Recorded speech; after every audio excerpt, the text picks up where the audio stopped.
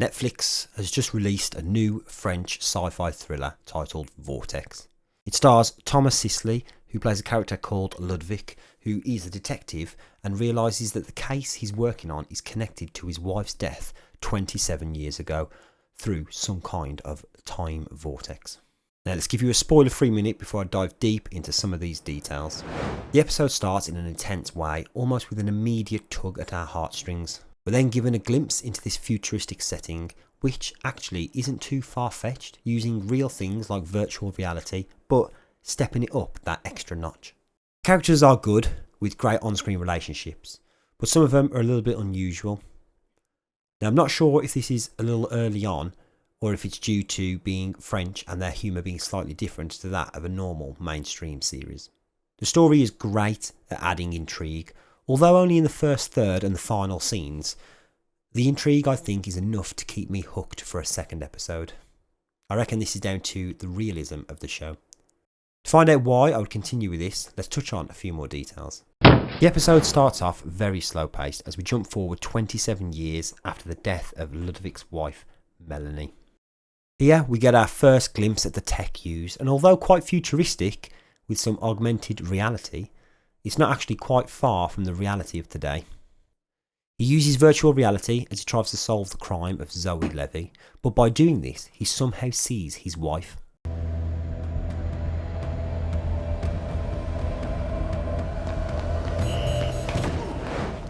With the thoughts of this glitch in the system tormenting his mind, things get interesting as he revisits the virtual crime scene and, through some kind of time vortex, has a brief conversation with his wife. This leads to a discovery in where they realise they can change time. This happens through his wife not attending a semi-final of a football match. This is the point in the series where the intrigue and the mystery really does take it up a notch. This makes us appreciate the sci-fi element of the show.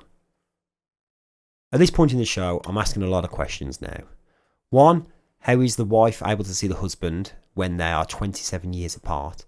And will their interactions change with time or alter their fates in any kind of way? As Ludwig is tormented with the loss of his wife and now having to rekindle that relationship in some way, even though they're still technically 27 years apart, his friends start to question some of his actions, which he makes all in the name of love. Other than some casual conversations and a bit of story building here and there, as well as some character development, the next interesting part comes in the final moments of the episode. We see that time travel, in fact, did work, and she removed herself from the photograph, and therefore changing the events of the future. This does have some consequences though, as his best friend no longer meets the woman of his dreams, and no longer is a father.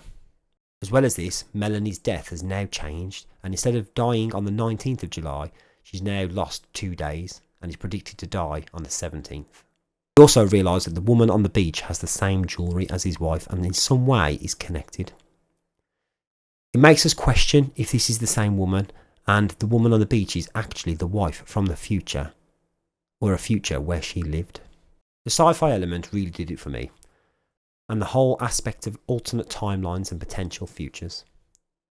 Only having watched one episode, I predicted that Ludwig is the main killer of his own wife, not through any malicious way, but through an act of love.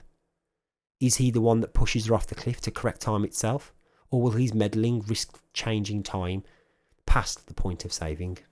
Would I watch the rest of the series? Yes. It's a good length, it's a good amount of mystery, and it keeps me gripped, and nothing that's too forced either. If you like things like Source Code or Butterfly Effect, then this is right up your alley.